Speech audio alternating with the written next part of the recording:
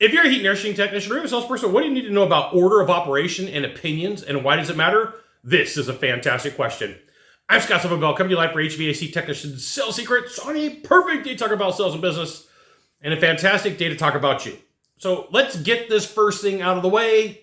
Please do the right thing for homeowners. Don't make anything up. Now, here is what is going on today, and it will eventually spill over into the heating and air and plumbing world. And that is somebody decides that they want to do an honesty test. And we're not talking about like a news crew. We're talking about like what we would refer to as a citizen journalist, a blogger, a YouTuber, or anything similar, okay? So this is the gist. There's people who say, hey, I've heard about this car dealership, or I've heard about this mechanic, and then they go and they modify their car somehow, and then they put the guy to the test, okay? And what the premise is that the shop, the mechanic, is shady, that they're going to do something wrong. And Scott, what does this got to do with me and heating and air? Well, eventually, this is going to spill over into the trades. Eventually, this is going to spill over into what is done. And I'm not talking like news crew, once again, citizen journalist. This is where reason why, and then understanding order of operation, and then understanding what an opinion is, really works towards your favor. Please do the right thing and don't make anything up. There's going to be a time where you show up and you're the first guy in, and the homeowner, citizen journalist, activist decides like, hey, wait a minute, I don't know if this guy's telling me the truth. So they videotape you. And then what happens is XYZ company shows up, and then they have an opinion, and then 123 company shows up, and then they have an opinion. The problem is everybody has a different degree of knowledge, skills, talents, and capabilities, diagnosis skills, understanding how operation of a system works. And so it can be confusing for a homeowner, and then videos can be edited deceptively. Please don't make anything up. You don't have to. Now, here's the thing. If you want to be better at what you do, you should absolutely join HVACtechsecrets.com. I'll give you the goods, not in the Facebook group, not the YouTube channel, which means private coaching, private training, discounted coaching, discounted training. It's an email publication. You get emails from me. Mostly once a week, twice a week. Sometimes I travel a lot and you don't get them at all. All right. So you're like, Scott, how do I work through this? One, you make sure that you do the right thing and you don't make anything up, and then you don't have to worry about anything. But two, document, okay?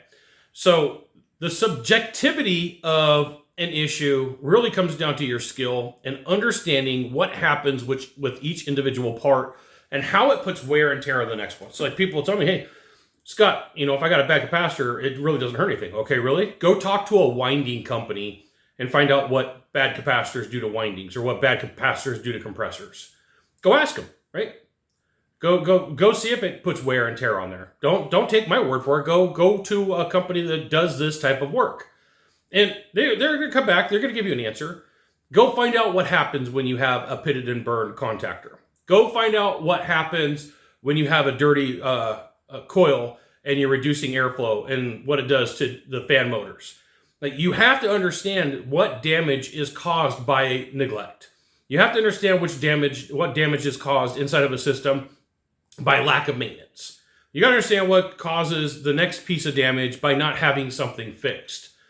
And, sure, in the beginning when a system's brand new, it's under warranty, you could probably get away with a lot, but as these systems age, it doesn't. Am I saying make stuff up? No, I've literally said 3 times now, don't make stuff up, you don't have to.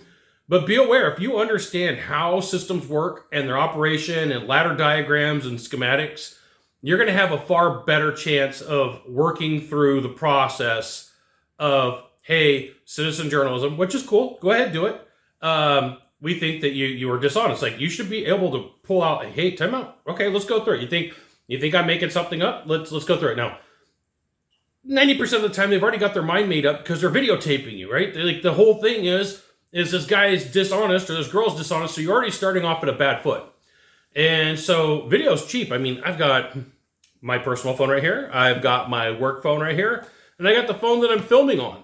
So you can pick up an inexpensive phone or an inexpensive tablet to document what's going on with the system so you don't have to necessarily worry about, hey, what was going on there? Or it can refresh your memory. Oh, You know what? That house that I went to had all sorts of dog urine around the coil, and I warned them that they were going to lose their refrigerant, and they didn't want to listen. But now they're blaming the contactor, right? You have to be prepared for what's coming and for how small cameras are getting and the issues that this creates for you of being able to explain why. And this is why really good documentation on your closeout is going to help you. And I will share with you, occasionally it's going to hurt you because people will pick it apart. And once again, it's their opinion, right? So like when someone says, hey, I want to get a second opinion, they don't say, hey, I want to get a second truth.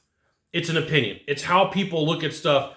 If you have done the right thing, if you have taken pictures, if you have diagnosed properly, if you can explain order of operation, this will be lightened a lot.